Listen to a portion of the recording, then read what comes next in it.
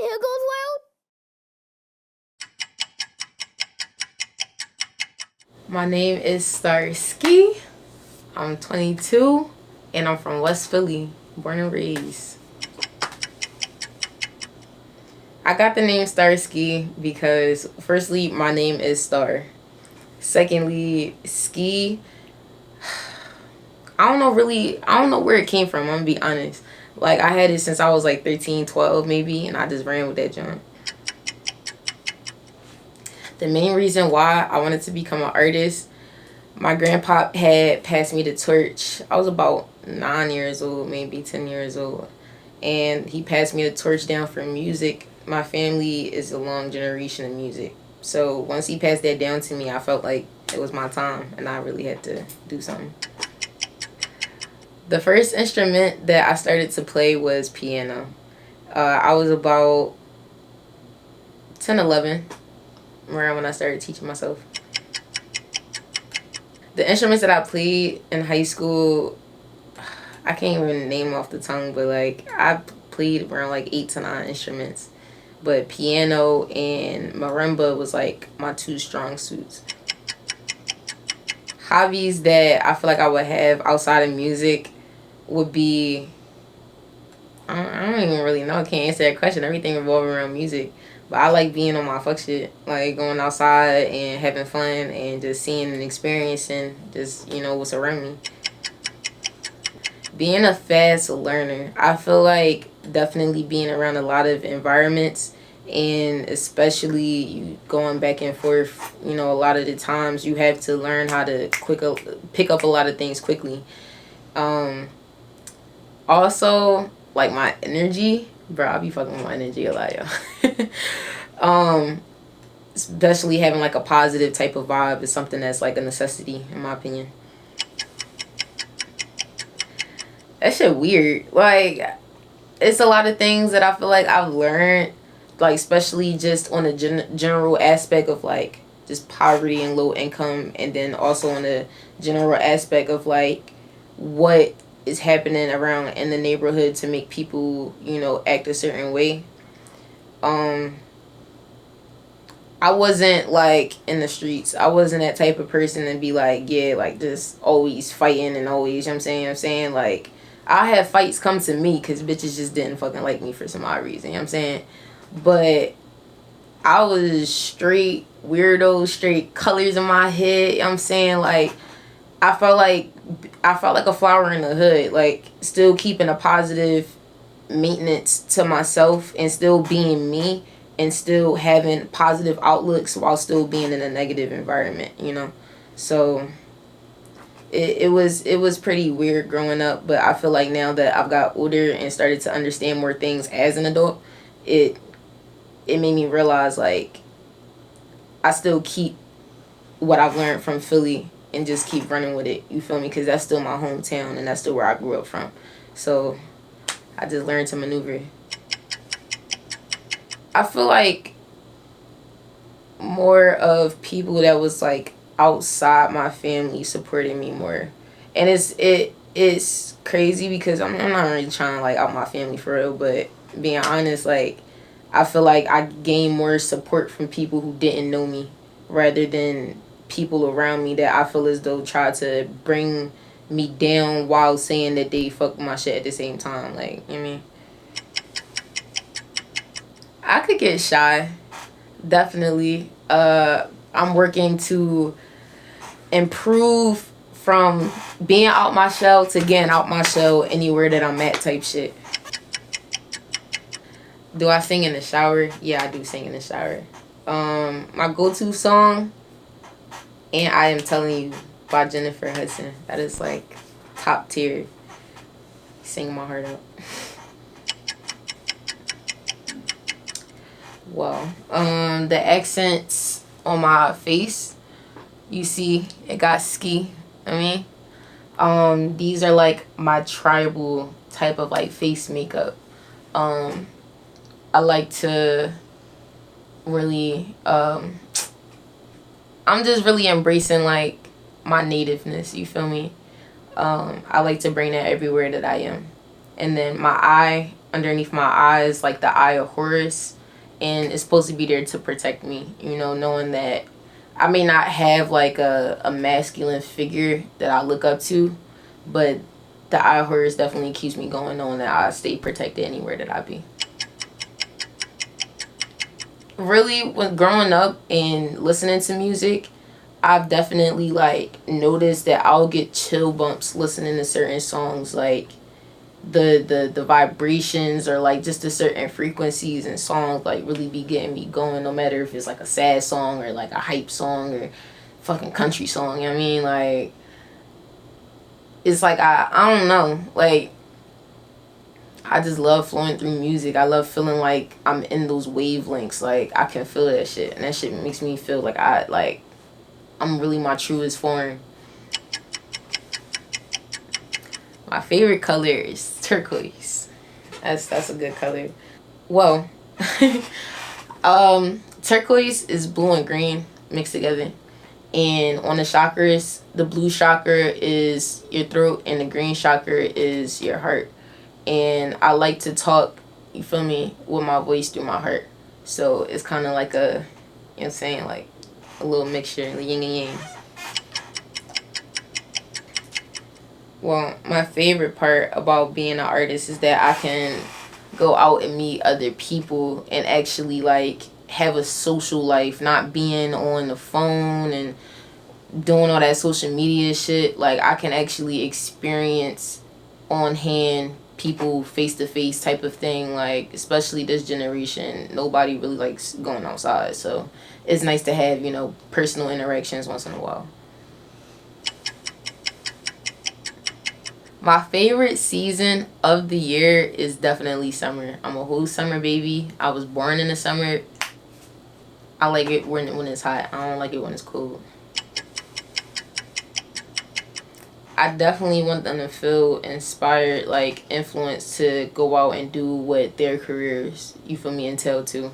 Like actually having that to know that it's somebody else out there, and you know, like just in the music realm, it's somebody else that's out there that actually understands the concept of getting better, that understands the concept that you can't stop, you feel me, and it makes them want to feel like, oh, like I can't stop doing what I'm doing now because fuck what everybody else gotta say, you feel me. You hear two no's and a yes, you run off with the yes.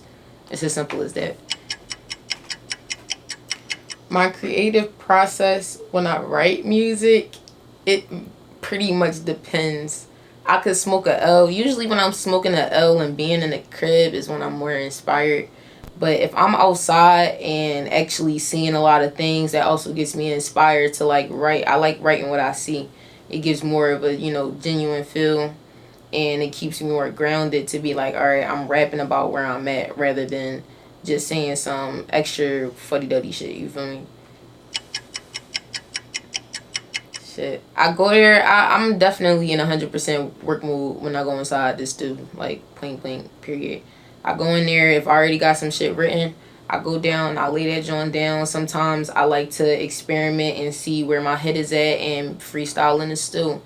And it really also depends because I could have a session that's a chill type of vibe, you feel me, and I'm just going in there and just really being in my bag. Other times I can have sessions that's active and hype, so it's like, alright, like I'm coming in here with all my fuck shit. So depends. 524, bro, hands down. 524, let's fucking go. Shout out my man's G. How many times do I go to the studio a week? I say roughly about like 3 to 6 times.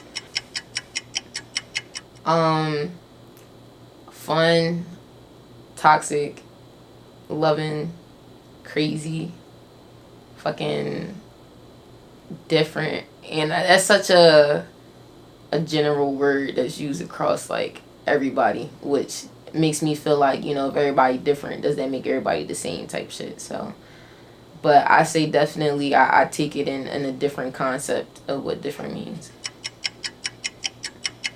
What is my favorite song to perform? I say Get It. Get It was off of my EP. Oops, I Made a Mess. And that's on my SoundCloud. That was like one of my first EPs that I had dropped and shit. But it's such like a inviting song, like especially if I'm performing and I want people to be included in like my set. I'll definitely use that song because there's a lot of people that I feel as though don't know how to grab a crowd's attention. So that's definitely like an attention grabber. How do I deal with performance anxiety? I feel like this is a really good question. I still have anxiety even when I'm on stage.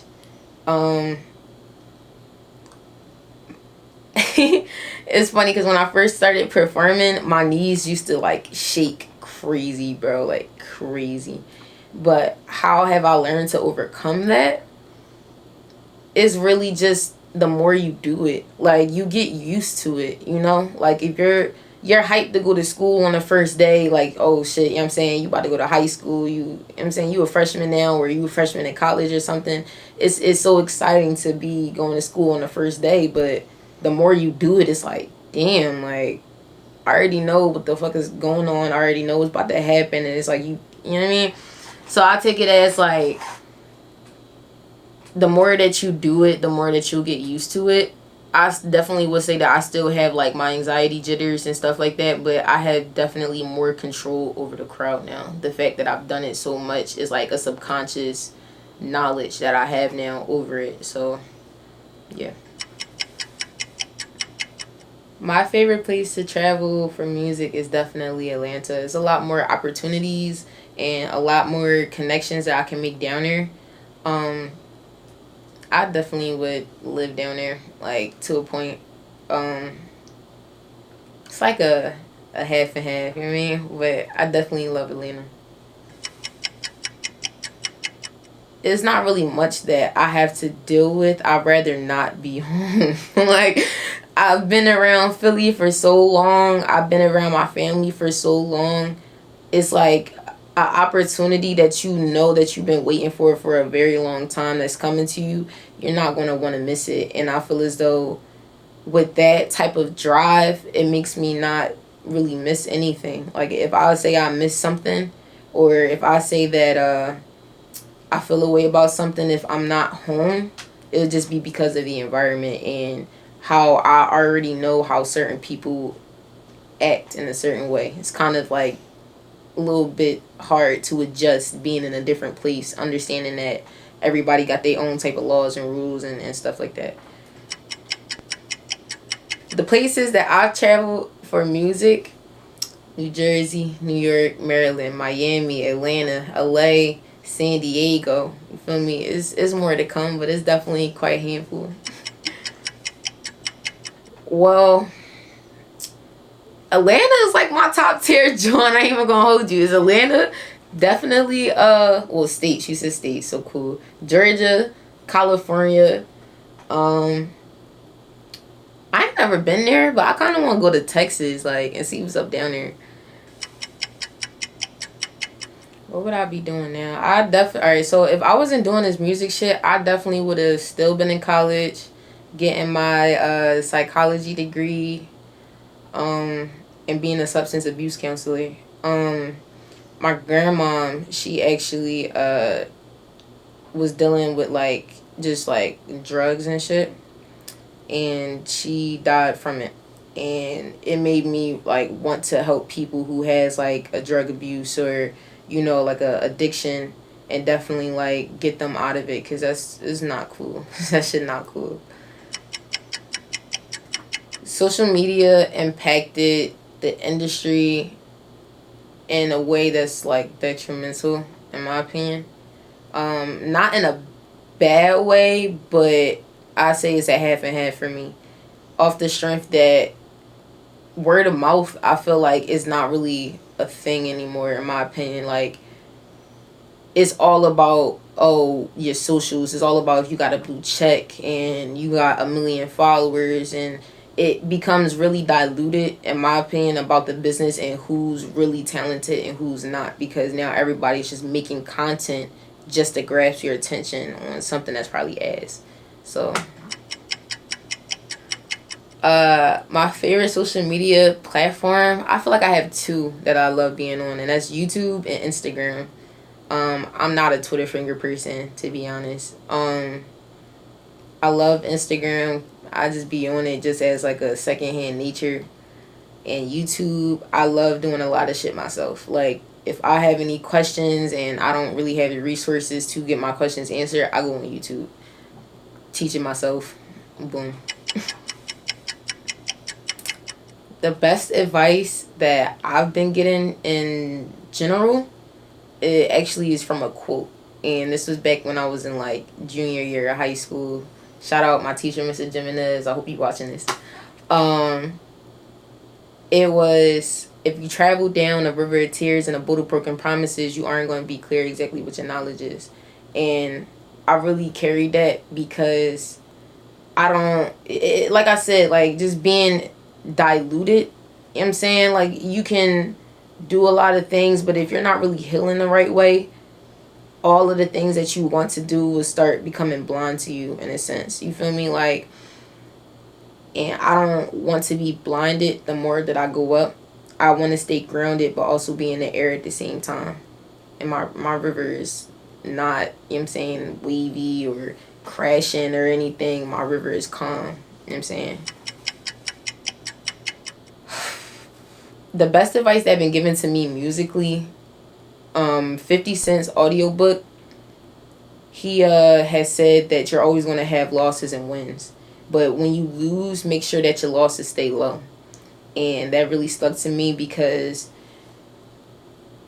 when somebody has a loss, it's hard for somebody to feel like they can bounce back if they don't have that positive mindset that they can bounce back, let alone making it seem like they never lost at all. You feel me? So that's just really how I'm carrying it and moving it now. It's like my loss is finna stay low to the point that ain't nobody gonna know that I lost. And all y'all gonna see is some W's in me. What I see myself accomplishing in the next 5 to 10 years is definitely having like a very big following as to where people are doing a lot of things that once they listen to my music, they're actually accomplishing. I want to see people reaching out to me to be like, I did this because, you know, Starr Skii inspired me.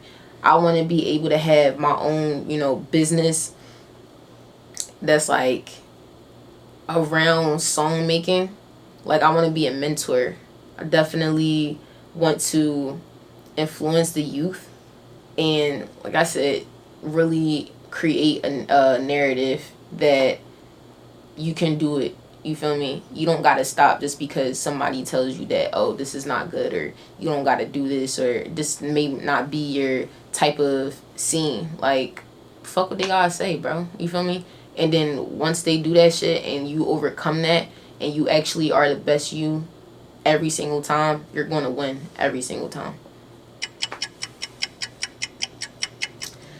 Projects that I'm dropping, definitely got a music video dropping. Stay tuned, got another joint. I'm really gonna be dropping a lot of like singles and some throwaways that's gonna lead up to my project that I'm dropping. Hopefully by the end of next year, or not the end of next year, the beginning of next year. Is it bad to be petty? Definitely been wanting to do this project for a very long time, so this one will be a good one. Definitely I'm dropping a music video next month. I'm going to be having a lot more singles, a lot more features, a lot more content for y'all. It's going to lead up to my project, Is It Bad to Be Petty? And hopefully I'm going to be dropping that joint by the beginning of next year. So everybody need to stay tuned because I got something great for y'all. A message that I want to give to my supporters and fans. I love y'all. Y'all need to love yourselves. Y'all need to understand that you are going to be your worst and best friend. Point blank period. But you have to learn how to stay positive even through negative situations. Also, don't let nobody get to you for real. Because you going to be your own person. You going to be your biggest critic. And having other people being in your ear is not going to help understand who you truly are. So really listen to yourself and stick to yourself because you all you got for real. I really appreciate all my fans and supporters for tapping and tuning into my segment, Who is Starr Skii? If y'all have any questions related to the segment, y'all can definitely put them down in the comments below. I also have my Instagram in the description, so if y'all want to personally DM me and may have a conversation, I mean, y'all can definitely do that. I'm down for it. We about to go up, y'all, so definitely tap in, tune in. Let's go and let's get this work. Ski, we out.